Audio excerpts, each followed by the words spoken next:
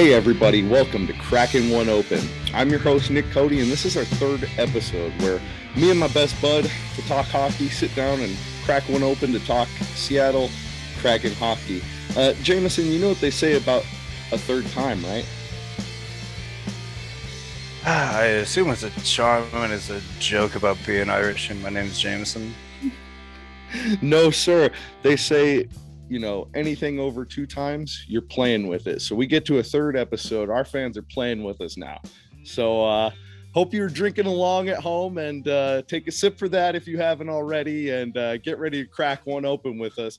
We've got a bunch to talk about today. We've got a great show for you, but as we start off with every episode, we have a face-off where we show you either some new gear we got or what we're drinking, and we got a couple things today, and per last episode, Jameson's going to open some open for us. But first, I've got a new official Kraken hockey puck. I'm going to keep in the case there and put up on the wall back here for display. Haven't been able to find the right shelf for that yet, but that's going to happen.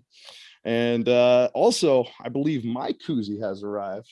So today we have Chicago's favorite White Claw here, and I'm gonna have to drink for this in our penalty box because I was under the assumption these were two different koozies online, and that's on me for not checking the description. Folks, check your descriptions before you purchase something. Make sure you know exactly what you're getting out there. So buyer beware. Jameson, what do you got for us?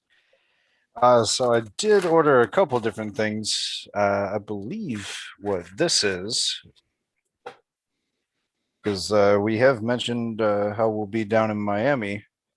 This is a Kraken sleeveless. Wow, nice. So Congratulations, looking sir. forward to that one. Congratulations. And I look forward to seeing you in that on the trip. And unfortunately, I'll be flying out and not able to see that home opener here. We'll be talking about that a lot more later. Also rocking the Seahawks gear. I got a little bit of flack online for last week for just not having no hat, showing too much forehead. And so this week I'm like, all right, I'll make up for it. We'll get the Max Strong jersey on for Seattle fans out there. And while I couldn't find the premium edition bottle, I did get the large Kraken bottle for your viewing pleasure. You'll be able to see in the background next to our glasses we introduced last week. So yeah, with that, let's crack one open and get to our penalty box. Folks at home, if this is your first episode with us, the penalty boxes, where we have our first drink to the mistakes we had in our previous episode. And I know, Jameson, you're extremely hard on yourself, and sometimes I have to tell you, take it easy. Don't be your harshest critic. But man, I can't do that to myself this week because, again, for a second week in a row, I did not make our edit time. But hey, I learned again from my mistakes. I am going to begin the editing process as soon as we wrap this episode off, instead of waiting for the morning after. So, drinks to that. Cheers to that, brother. Also, it should be noted that we're doing this on a Wednesday instead of a Thursday this week, so it's a little ahead of schedule, relatively speaking. And don't spoil it because I'm gonna still now. I have no excuses to get it out Friday. I have to drink twice for that next week if I screw it up this week. Good Lord, I just threw you under the actual bus. Yeah, I'll drink to that, I guess. Well, it happens. But what else did you have from last week? I felt I was a little clumsy in some of my delivery and just kind of really need to work on that. So I'm gonna take a drink to that. I think we were both off last week, a little bit rushed, a lot of ideas, not a lot of tightness, but hey, it was fun. I think we got a lot of engagement from those of you online and everyone out there. If you want to play along at home, the best ways you can reach us are on Twitter, Kraken One Open, on Instagram, Kraken One Open with a digit number 1, or you can go ahead and email us at Kraken One Open on Gmail. And we've had a couple people reach out that way, and it's a great way to get in touch with us, even if you don't want to necessarily have everything public out there or have what you tell us air on live. So just let us know if you have any ideas for the show that maybe you don't have a Twitter account and you don't want your name mentioned. We can go ahead and try and incorporate those ideas too. So, that's our penalty box. And we'd love to have you guys calling out what you caught in our episode. Maybe we messed up on someone's name. Maybe it was just something you didn't like. And we'll bring that up and we'll talk about it right here in our penalty box. But moving on, we've got a huge first period today. I think there's a lot to talk about, especially this week in terms of ticket sales. We teased it a little bit last week, but Seattle Kraken ticket sales are where we're going to be taking our deep dive this week and talking a little bit about personal experience myself. The Ticketmaster fiasco this week was quite interesting to follow along with. Again, some of you have been already telling us how you feel about ticket prices right now, and the secondary market has been insane as expected. But the Ticketmaster release for the verified Kraken fans this week was pretty sudden. At 10 a.m. on Tuesday, you had received a previous text message to go ahead to Ticketmaster's website and start queuing for individual specific game tickets. And a lot of people were really frustrated to get into that queue for that first game at home against the Canucks. That was, I think, the lowest price you could get for a ticket when I was there. Well, first of all, I queued in at 2,000 or something when I first signed on, and I was there 10 o'clock sharp. So that means people were already in the waiting room.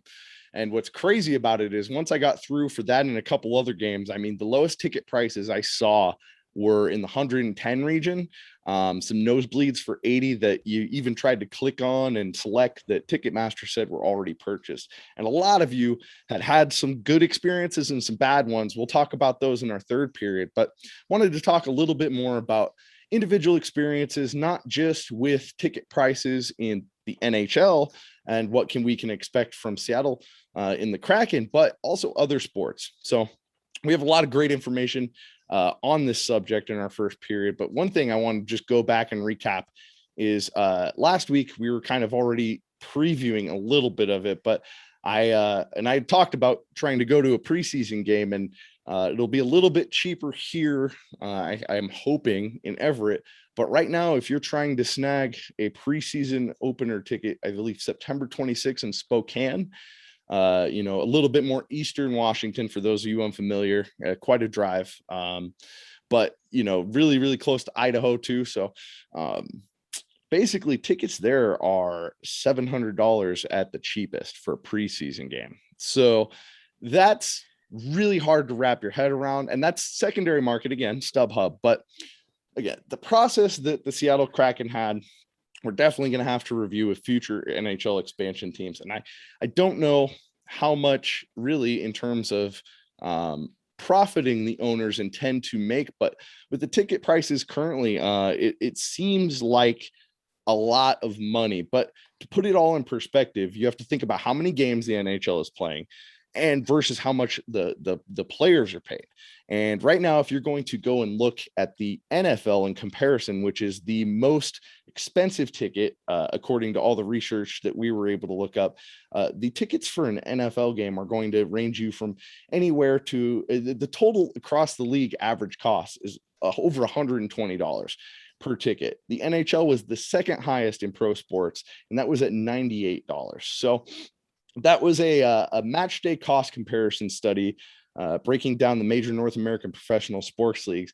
The NBA followed up just behind the NHL, about $10 or so at 88. And you have to consider, 82 games, that's the more comparable sport. The NFL ticket prices are, when you compare per game, that's really not that bad comparing to what you're going to pay essentially for the experience of an NHL game or an NBA game. So Jameson, what do you feel like is the price point for you as an avid hockey fan? I mean, if say if Washington were to play in Chicago tomorrow, well,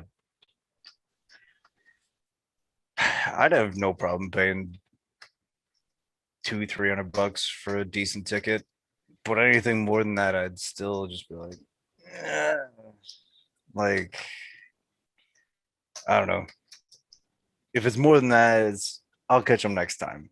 I mean, the funny thing with a team like the Florida Panthers, which was actually surprisingly good this past year, couple because they don't play exactly in Miami. I want to say the town they play in is called Sunrise or something like that, Mm, just outside of Miami.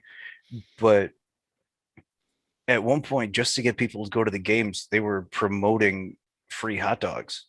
Like every single ticket came with basically the equivalent of an adult dinner as far as concessions are concerned. mm, And granted, well, I mean, Tampa just won the cup, so that doesn't really translate as far as saying Florida's not a great hockey area, yeah. but Tampa and Miami are two drastically different markets. Um, Whereas, I mean, you talk about something like Toronto or Montreal, where people are quite literally inheriting season tickets from their parents or their grandparents just Mm. because of the absolute sick obsession with just wanting to be a part of the experience of the franchise of the game of however you want to value the metrics or the phrasing of it. Yeah.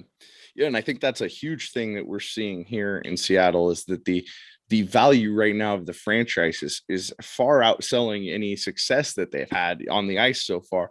And right there from living in Chicago, that even if you play well on the ice and bring home the Stanley Cup, that may not generate a positive revenue stream.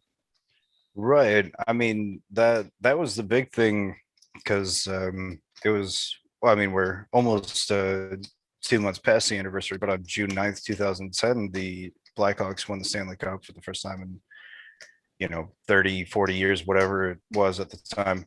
Mhm. And that year they notoriously lost money, even given jersey sales and I mean whichever other merchandise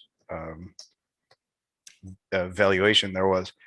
But that was a big deal for them because for the longest time with Bill Wirtz, who was the former owner, when he passed away, then his son Rocky took over and started putting games back on television, trying to actually market the team in a much more how to say I don't want to say presentable because that feels like a cheap adjective, but that is kind of what it was. Mhm. Where with Bill, it was just well, listen to it on the radio or come to the game, which is one of the dumbest things ever if you actually consider it. It's just well, what if I can't drive all the way to the United Center Yeah. or formerly the Chicago Stadium? What if I want to have dinner with my family and just watch the game on television? Yeah.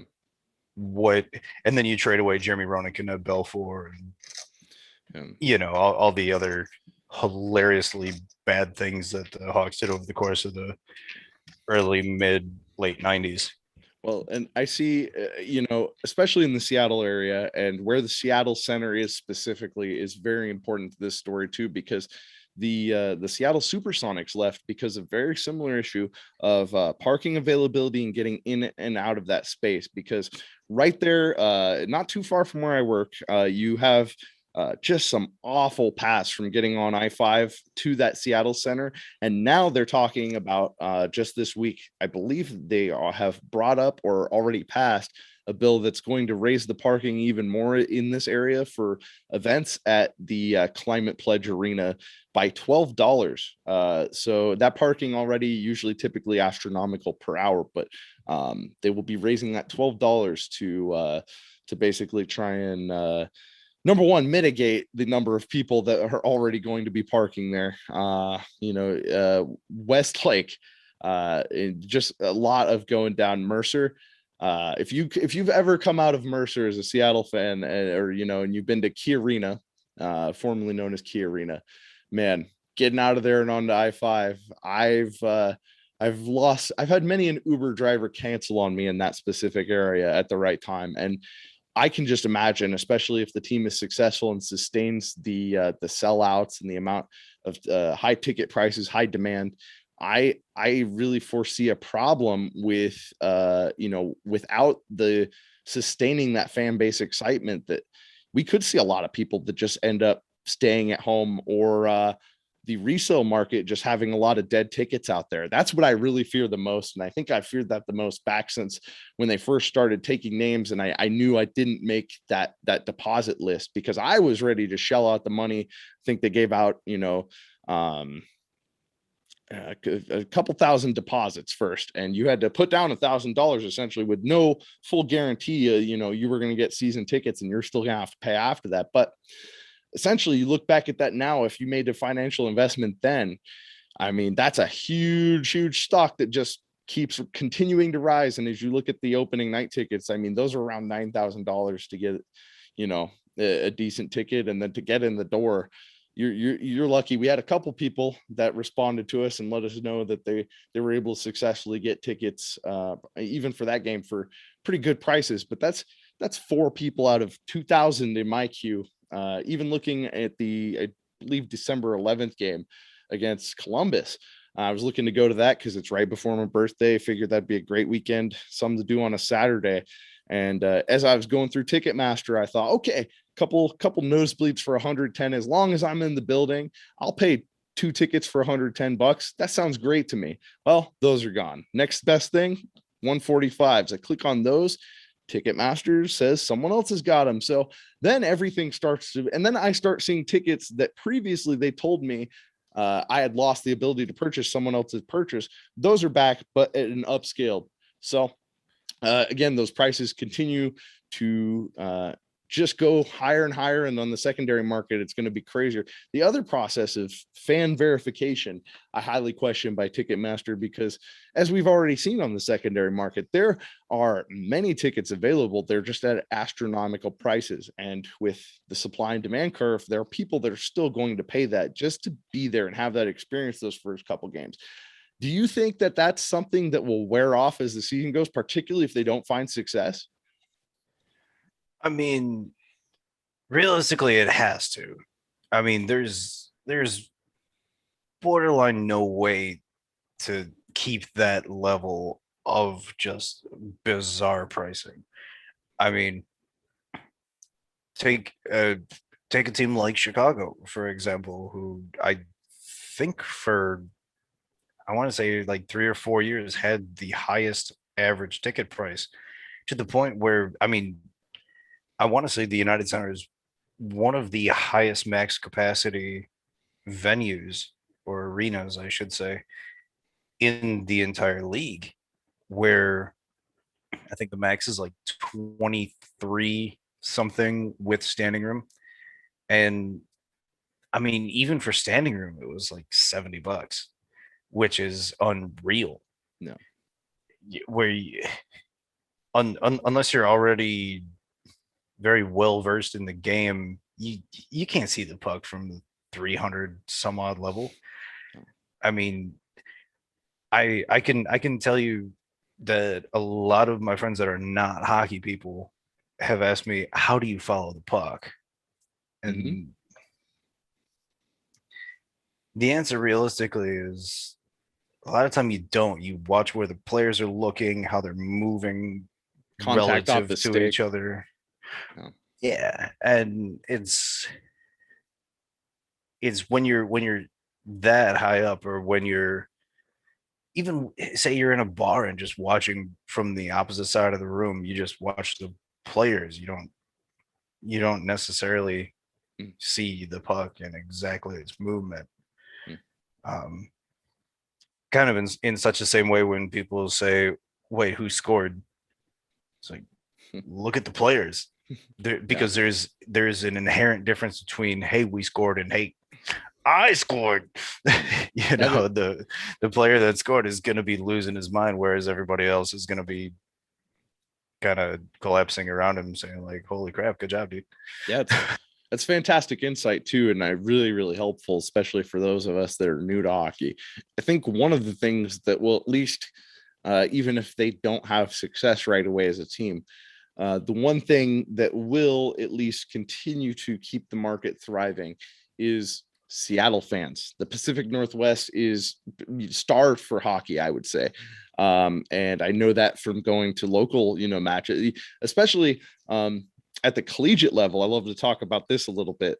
Oregon doesn't have an NCAA team per se, but the club hockey teams are pretty serious, and I love going to those games, particularly in college. But I came 2020, right before all the shutdowns.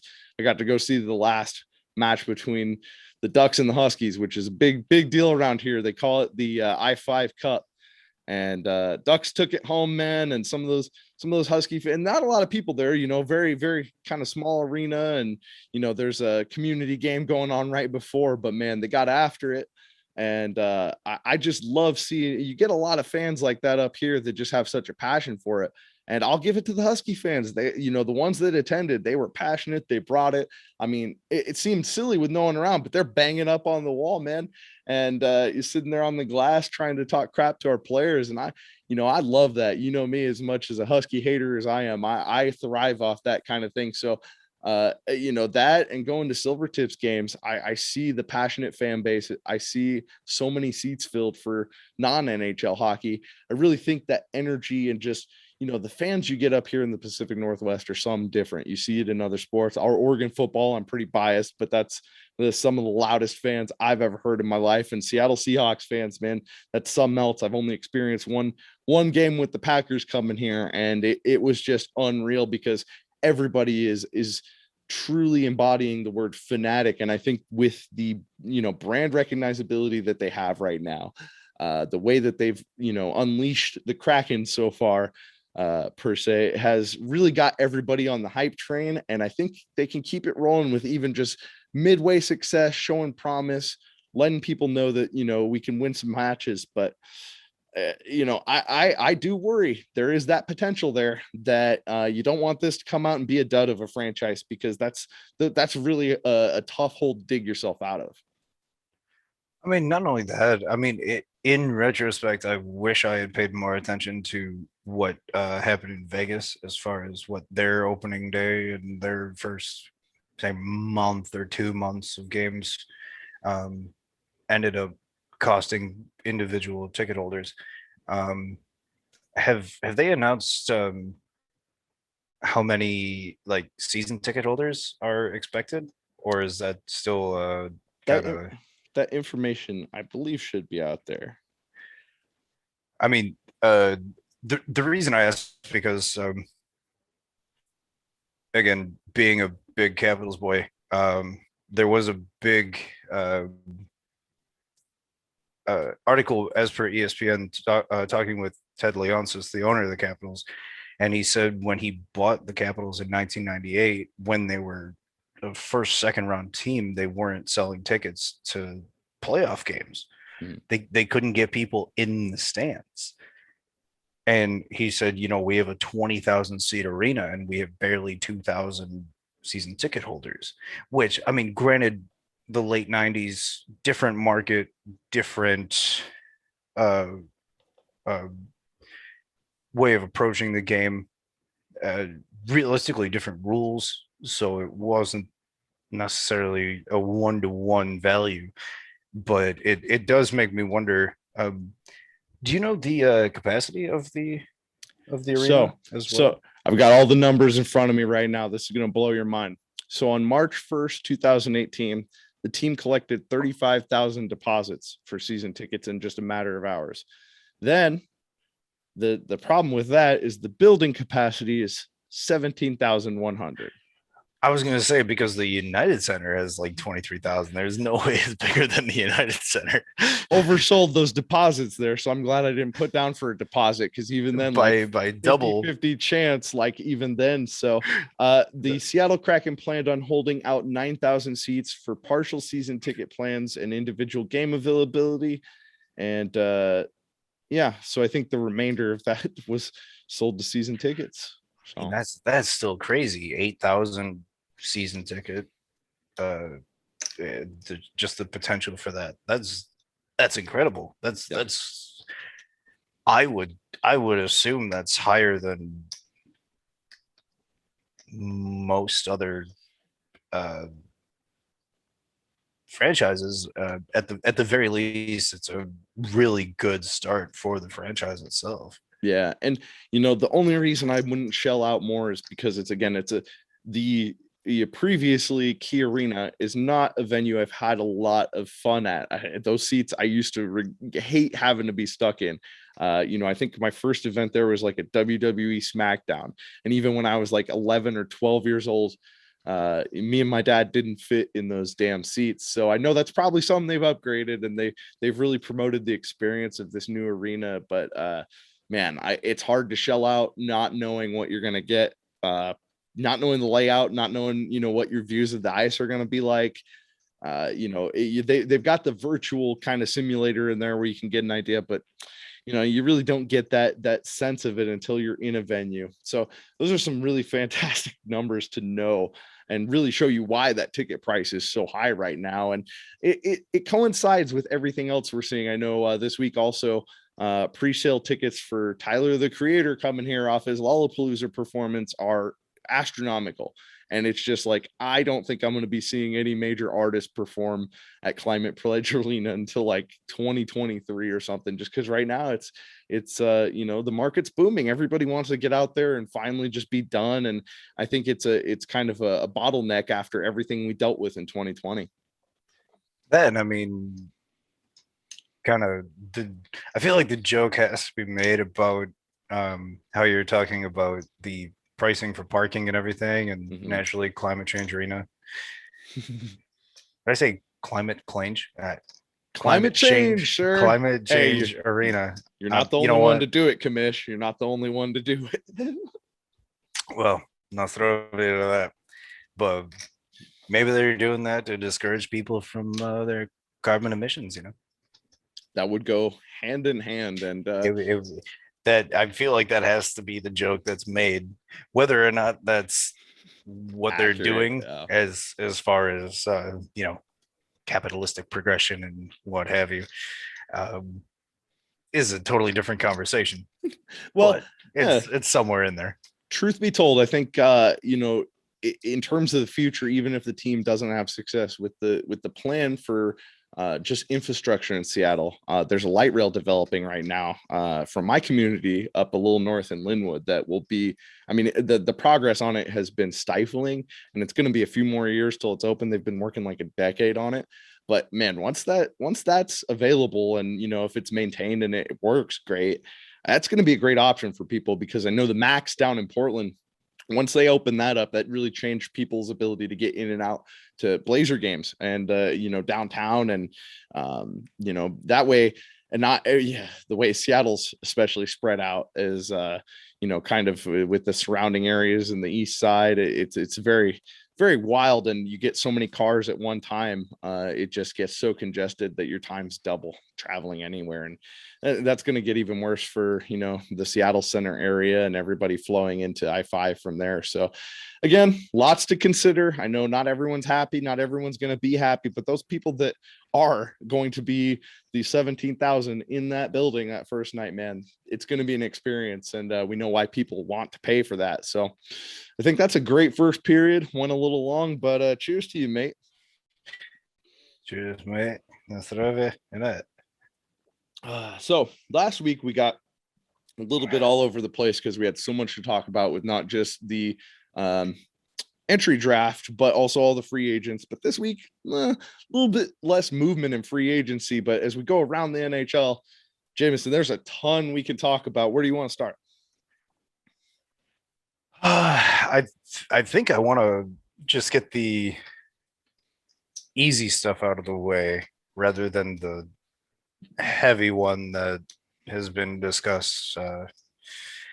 For me, being from Chicago, big deal was Marc-Andre Fleury getting basically traded to Chicago, Vezina winner for a bag of pucks, more or less. I think it's, forgive my linguistic cursive on this one, but I think it's pretty shitty. I think it's a bad look for Vegas. Yeah. I mean, they already let I believe his name's Gallant walk, the coach that took them to the Cup final the first year. and now they're just letting their star goaltender leave. And the note was that he found out about his trade via Twitter, which is, it's just not a good look. And No. I've gotten into this with a couple of hockey friends where basically the general consensus is Vegas. You know, is it I don't like the team to begin with, which I've gone over in prior episodes, but I just I can't believe they just let him walk.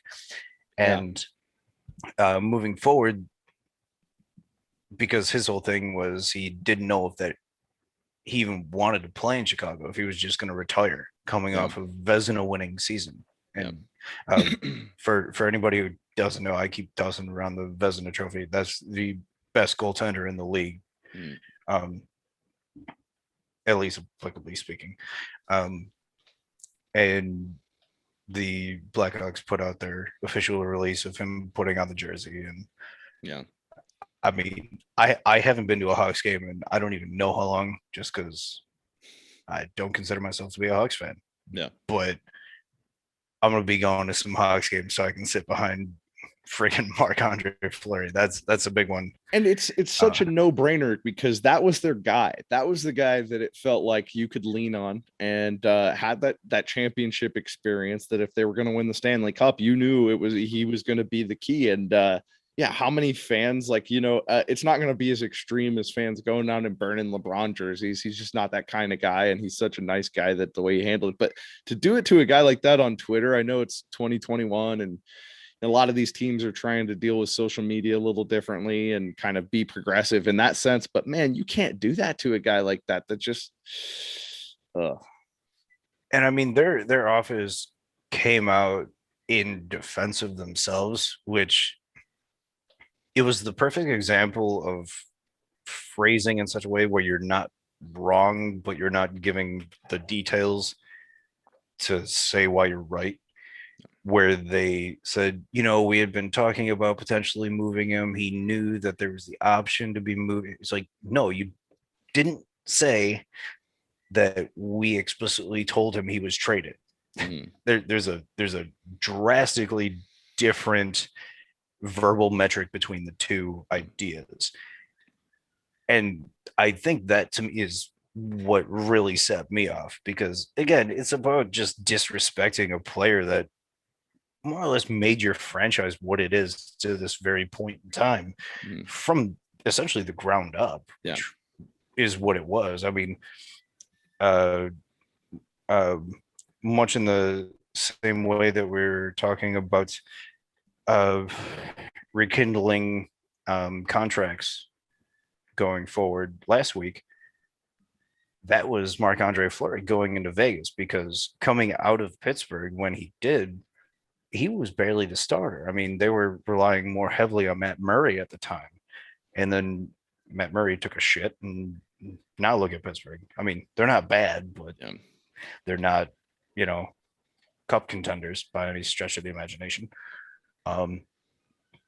But I mean, Chicago is actually looking pretty good.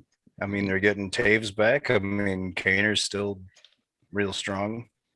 yeah. The good Kaner, not the bad Kaner we're going to talk about in a minute. Well, yeah, yeah, But I mean, before we get into that, the other real big contract that I found interesting as a Capitals fan was Dougie Hamilton going up to New Jersey, mm, which I mean, he was a big name down in Carolina, and as a Capitals fan, kind of a thorn in my side, where it was just, first of all, you're an adult. Your name's friggin' Dougie Hamilton.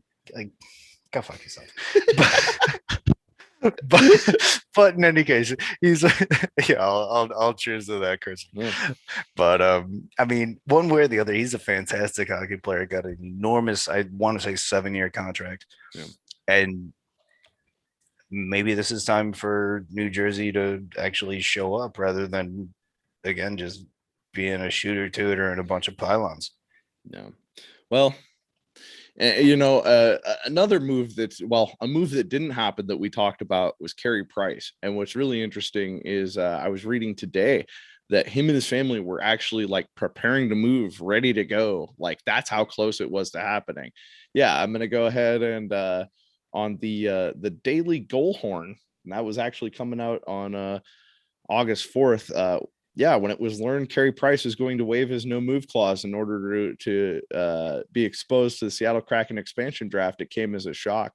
His reasons for doing so were twofold. He was dealing with an injury that required surgery, which he had on July 23rd. Secondly, he wanted to protect Canadians from losing Jake Allen. It was rumored that Ron Francis was eyeing him.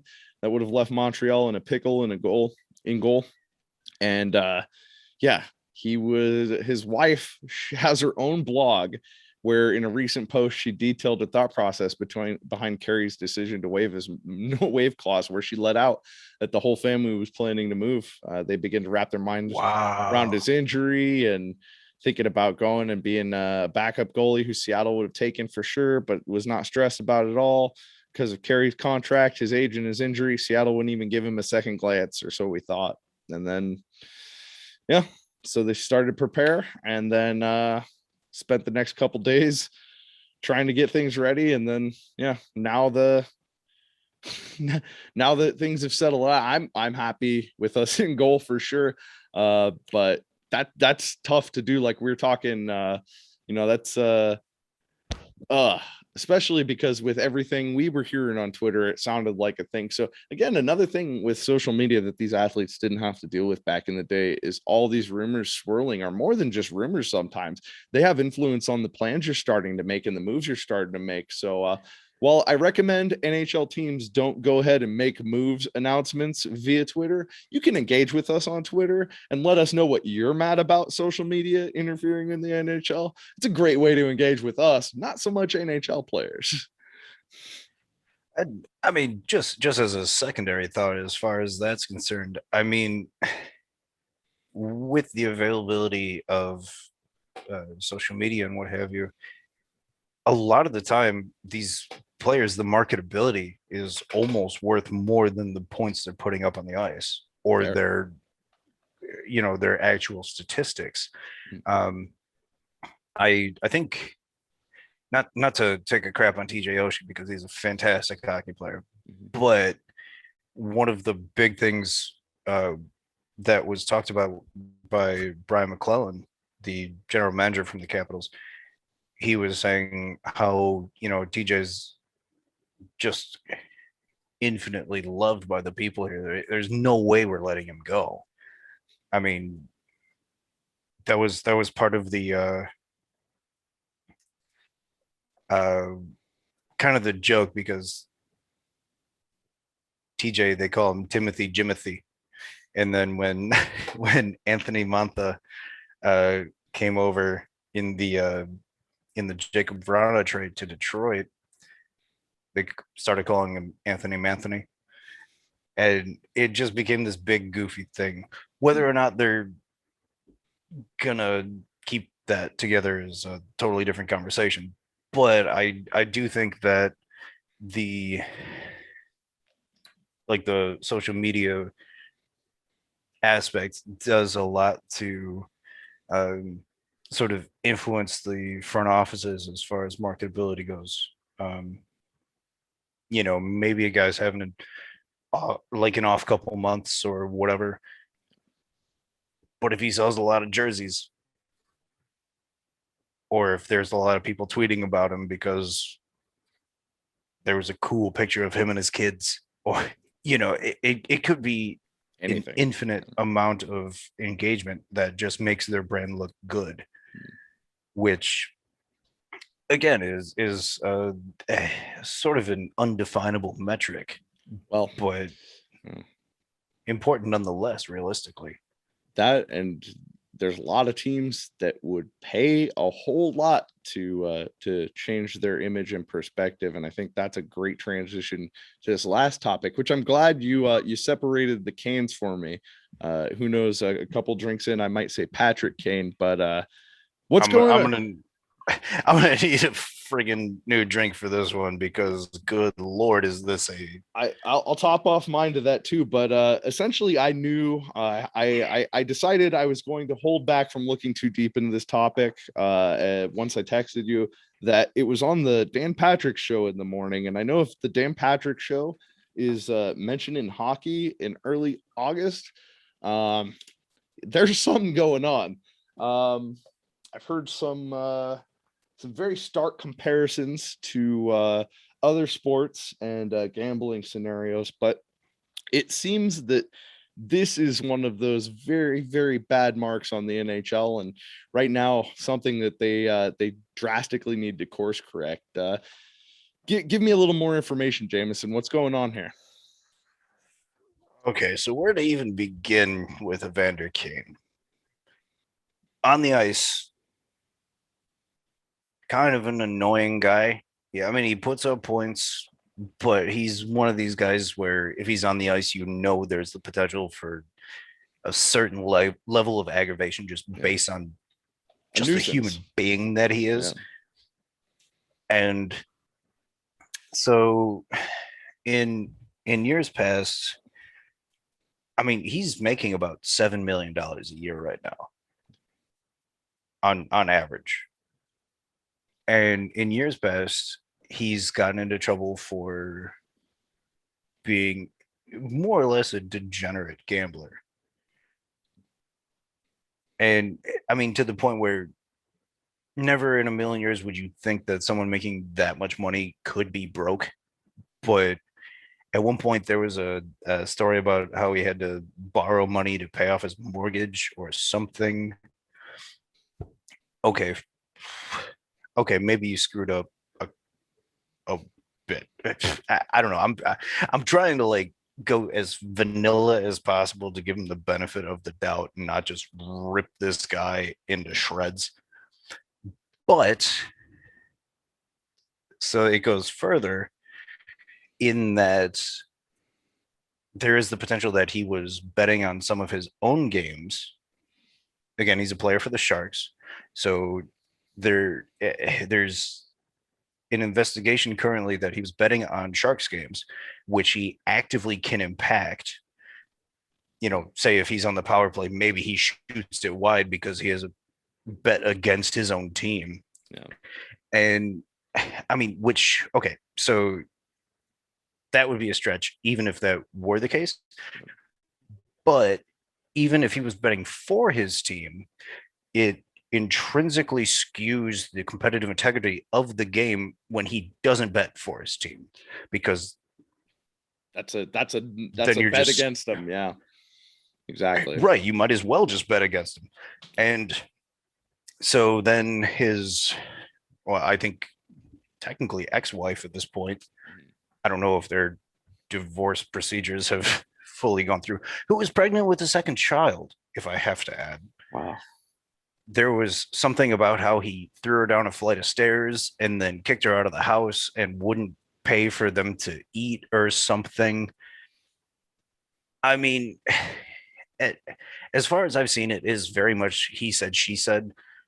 But at the same time, Evander Kane doesn't have a great track record as far as just personal accountability and just displaying him as a morally someone with a proper moral compass. Mm-hmm. So, I mean, we'll see over the course of hopefully the next week, because the interesting thing was that he was one of the players that the Sharks protected in the expansion draft. Yeah.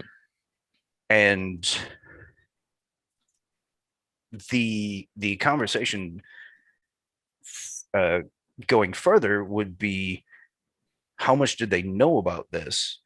Did they protect him because they wanted to hold his contract, hope all this information can go public, and then they can trade his valuation for, say, good draft picks, or, you know, whoever say, hey, you know, he put up, I think it was like 49 points in 56 games last season. I can actually look that up really quickly. Not that it really, actually, that's exactly what it was. Um, so the interesting conversation going forward is how much of that did they know, and is any team in the league going to want him now? Because I mean, the Sharks are not competitively in a great place. I mean, they spent the latter bit of the 2000s, the early 2010s in a really competitive, it's just atmosphere where, I mean, a couple of those seasons they won the President's Trophy, which is the most points over the course of the regular season. Yeah, they've knocked on the door, and I have a lot of friends on Twitter that are Sharks fan. Do you think there's the potential for this to go deeper than just this team? Do you think there's other players out there right now that this is potentially a further problem the NHL needs to really look into? I genuinely hope not. I mean, it definitely opens the door to it being a possibility. Mhm. It I think now more than ever, especially with the availability of say online betting, Yeah, uh, there's it makes it a lot easier. You don't um the interesting thing, as far as the online aspect goes, what was alleged, like allegedly what Kane was doing, Evander Kane, um, was that he was going through private bookmakers, mm, which is even more heinous. If yeah, you, I mean, it's one thing to like bet $100 on your team just because you have faith in your locker room or something, but nobody goes through $7 million a year betting $100 here or there. yeah, yeah. And to get And in debt, that's as a pro athlete, that's a. I mean, it happens more than you'd like to think, but you are investing the wrong way in a significant amount. right, and I mean, we talked about this a little before we went live, but just the taxation on a lot of these contracts is just insane. Yeah. Um, I mean, you were talking about state to state valuation, and I mentioned, especially with my boy Ovechkin in Washington, how one of the arguments was that people thought maybe 9.5 million is a bit much, uh, average per year. But in that same interview that I referenced earlier, they talked about how he could have gone to Russia and probably made 150% of that and paid a quarter of that in taxes, a quarter of what he would pay Yeah. in taxes, just Yeah. just because it's the KHL. And I mean, Yeah. arguable mob mentality. Yeah. I mean, I'm not going to get into the valuation of KHL or the ownership Mhm. here and there, but yeah, I mean, these contracts are getting to such a ridiculous state that I think a guy like Kane probably let it get to his head. And I mean, again, if what his wife is, if the allegations from his wife are true, I Yeah. don't see a morally correct way to put him on any team, let alone do anything shy of throwing him in fucking prison. Yeah. Cheers to that curse. I'm sorry. Hey, no worries, my friend. This is an adult podcast. I'm I'm just saying this is something that really gets me heated Yeah. because I do genuinely compare it to other players around the league where there are guys that are struggling to even make a roster spot, and here you have this jackass throwing his wife downstairs and making $7 million a year. That just And he doesn't even know how to hold on to it. That's the scary thing. I know, yeah, again, in our pre-show, we talked a little bit about as a pro athlete, you have to have so many people not just managing, your team and your life, your condition. You need someone managing your money because, I know when I was trying to play in the NFL, you have to consider that when you make your game check, you have to pay the state taxes for the state you played in. So there are a lot of things that you as an individual, you can't just handle that all on your own. You have to have a team. And if your team is around you and doesn't already see these kind of transactions going on, like where's this money going, and step in and say, Vander, what is going on? And like, you don't have the right team around you. Right. And I mean, like, just to elaborate on the point of the guys that are trying to make the show that would do anything, even on a two-way contract, because I mean, the difference between a two-way contract and just playing in the show every day, excuse me, not every day, but you know what I mean? Yeah. For all 82 for every game. Yeah. I mean, they can basically cut your contract in half. A friend of mine who I routinely skate with, his younger brother just signed a contract in Tulsa. Mm-hmm. The minimum contract, I mean, I don't know his contract. I don't think it's a publicly stated thing for that's in the ECHL, the East Coast Hockey League. The minimum contract there, they pay you $550 a week. Nice. Which, I mean, at that point, you're playing for the love of the game. Yeah. Like with the hope that some scout sees you and gives you a shot, Yeah. And I mean, this is one of the best hockey players I ever stepped on the ice with. Yeah. And I mean, that's going back to playing against like the London Knights when Patrick Kane was on the friggin' team. Wow. So these guys are incredible hockey players. So to hear about someone like Evander Kane really just drives me up the wall. Yeah. Especially when you hear the talks about like where should he go and stuff. It's like he should go screw himself. Yeah, he should go straight to fucking prison. Well, sorry. Hey man, and again, I mean, there's a difference between being a jackass and mismanaging your money and domestic abuse. Yeah. If that ends up being truthfully the case. Yeah. So, and again, that's why I get so riled about this, because that's something I just can't. Love getting you riled up at the end of a second period, going into our favorite, the third period. Yes, sir. That's the way it should be. And for that, I will also be cracking open a White Claw now. And boy. Getting into our fan tweets. Not yet sponsored by White Claw, but this koozie right here. We've got not only fan tweets this week, which you can get at us if you tweet us at Kraken One Open. We will respond, and if you give us something good enough, it will make it on here. But we also we'll save it for very last because it's fantastic.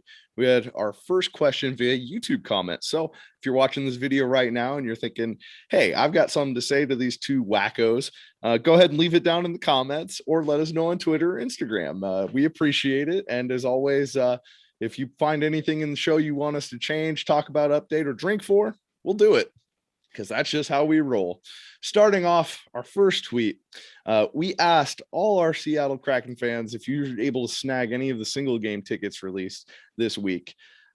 First, at 19-8, he said, pretty good. I bought 2 tickets for 2 different games, averaged out to about 83 per ticket. So that, my friend, I want to know what dates those were, because I was looking at December 11th, which I felt like that's far away enough. Like, I'll get respect. Those $80 tickets, there were 2 of them and they were gone before I could even click. So Ticketmaster just didn't give me the same fortunes as you, friend. And good luck. You think you're going to 2 different games for about 83? I think that's reasonable. I feel like you can't beat that, especially via Ticket Fister. I mean, and based on, the ticket sales that you see, we have no NBA team here, so you can't compare that pricing, but you compare it to Seahawks tickets, which you're only getting, 8 of those at best. Hell, I'll do that easy. That's it's a kind of, 2 concerts I'd cut off the list of kind of a smaller venue to go to that. So, hey, congrats to you and thanks for listening. Going on, we got another response from at C Larson, Sean Larson. He said, I somehow lucked out and was fourth in line and got a pair of tickets for the 23rd against the Canucks at under $200 per ticket. My friend, you need to not just buy that. You need to go out and get yourself a lottery ticket right now, and you need to send half of that to the show. Go ahead and hit that email up, kraken1open@gmail.com. We'll let you know the Venmo, my friend. This is just this is not strategic advice for you to spend your money, but with that kind of luck, if you really did, wow. We even got a response to this follow-up, just to remind from at Shed Sim Golf. Those are worth like $2,500 minimum right now. So if you're trying to unload those tickets to anybody, I think we just gave you one hell of a promo to do it. What do you think about that, man? That's some luck right there. I mean, talk about good timing, right? I mean,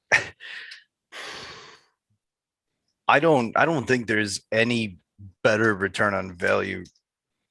One, if you should decide to sell the tickets, which I wouldn't ever in a million years, but it's the experience of a lifetime, realistically, to say, I got these tickets that were basically a unicorn as far as finding one goes.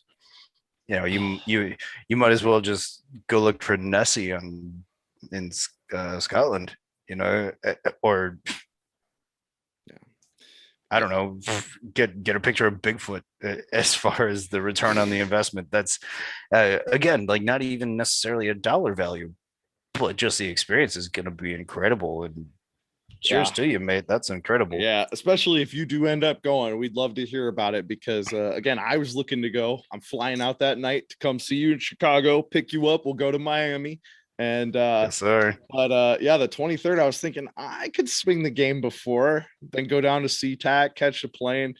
Man, that ain't gonna happen. And congrats to you. I'd be so tempted to sell those and get like tenfold the amount of tickets later in the season, January, February. But hey, and honestly, if you do end up going, take some pictures. We are loosely talking about getting some merch printed up. If you go, send us some pictures. I personally promise I will send you some merch. Wow, you heard it there. Jameson just promised merch. And I believe me, friends, if he does not follow through on this, I will make him drink for it. I will be drinking a hell of a lot. But I mean, it wouldn't be the first time I've sent merch out. I'm not saying, but Cody knows. You see his face. I'm gonna have to. I was just thinking my Where's Jameson shirt is gonna have to make an appearance here pretty soon in a couple episodes. But we'll get to that. You know how I like to close the episodes out. You're teasing it already, but totally. Our last tweet here from License to Will at W Harrison 51 got tickets for 2 games, nosebleed seats, but less than 300 for 2 pairs of tickets. So yeah, that's fair, but that's about what I was comparing. So yeah, less than the thing I was looking at tickets for, again, like I said earlier in the show, first 180, 110, 145, all of those were reasonable to me. And then all of a sudden it shot up to the only availability were nosebleeds in, the 200 plus range for one ticket individually. So it just wasn't something that's in the cards for me. Maybe as the season goes along, I'm thinking if I just go out there, if we don't have a mascot for too long, like some are rumoring that they'll tease a mascot all season. We'll talk about that next week, maybe. But if there's no mascot, I'll go out there with all the Kraken gear I've bought and be the unofficial mascot. If you've seen my Twitter profile pic, I'm set for it. I'm basically the modern day emo Squidward out here with that profile pic. So appreciate that. Appreciate all our tweets. But even better right now is we have our first official YouTube comment. I think it's our first official YouTube comment overall. James, he says, "Hey guys, love the show. Question: which player do you think will be the most improved over last season from the change of scenery? Bonus, what sound does a Kraken make? Well, I'm gonna have you answer that first one, but I think of what sound a Kraken makes, and there's only one thing that comes to mind. But there's one sound that no one knows. What does the Kraken. say?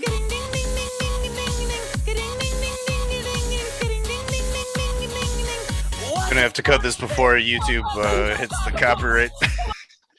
Very true, my friend. And if it does, you know why. You know why the audio cut so quickly. But it wouldn't be the first time I've re-uploaded something, thankfully, to this podcast so far. So I'm already well trained and well versed in this process. I don't know what sound a Kraken makes. I know it's certainly not quite like that. I want to get a couple more sound effects for the show. I know we need the classic release the Kraken, but if you guys have any ideas of what you think a Kraken sounds like, please send us those clips. We'll play them on next week's episode and have a hell of a time with it. Man, what do you first? What do you think a Kraken sounds like? I just kind of assume it's the SpongeBob laugh. Just that is fantastic, sir. Way to follow up the Squidward reference and work that in. Wow, I had to do it. I had to do it. The Nickelodeon generation is just losing it right now. That's great. I think if we're honestly answering it now, one thing I love is if you think about the what a large Kraken would really do and sound like, it would be like one of those whales that it has such percussiveness in their sonar that they can like crush cans or like literally kill other animals with how much noise they can put out there. So if I'm talking a badass Kraken sound, you don't want to hear it because it will just kill you straight up. I mean, this is like an expansion on that idea, but isn't it the sperm whale that can click, that can quite literally crush your ability, like your ears underwater? If you're close enough, you will die. If they are to. I've read this going down one of those YouTube rabbit holes recently in past weeks with one of these sperm whale sightings. But yes, that is what I've read. Haven't experienced it personally. But man, if so, that's what I want a Kraken to sound like. I want them literally, before it even gets its tentacles around you, it's burst your head open with that sound. Right. And outside the water too, because I mean, just the differentiation between how sound travels in water, and we're getting way off topic here. I'm gonna need you to close this up with answering the real question here. Which player do you think will be most improved over last season with the change of scenery? This narrowing it down to just one was a super interesting question for me personally. Just seeing all these kind of, as I described them last week, mid upper tier guys. At this point, you don't really have superstars. You don't have a $10 million player, as we talked about. Someone, I mean, I do want to take back what I said about Jack Eichel last week. Granted, I did say it would be the biggest stretch in history, but it's not happening, mate. No. I still think Kuznetsov is a possibility, but getting back to the question, I think Nathan Bastian from New Jersey, he's a right winger. I mean, I think, he's a big kid. He's 6'4", 205. I think playing in Jersey probably, I don't want to use the verb kneecapped because that's probably a little brutal. Just as far as New Jersey is concerned, they've had a lot of weird contracts that didn't come into fruition the way quite that they thought they would. But I think if I had to narrow it down, he's 23. He only put up 10 points, 11 points, whatever it was, in 41 games for New Jersey. But I don't want to be the guy to say it, but he was also playing in New Jersey. You said it. It's okay. We'll put it out there. I'm not trying to shit on New Jersey as an area. I'm gonna drink to that cursing as well. Man, I'm just full of them today. You are. Got me rolling with the Evander Kane stuff. Well, hey man, at least you're more on top of it than whoever was handling Group Hours contracts. So well, that's actually going to be really interesting too. We didn't even touch on that.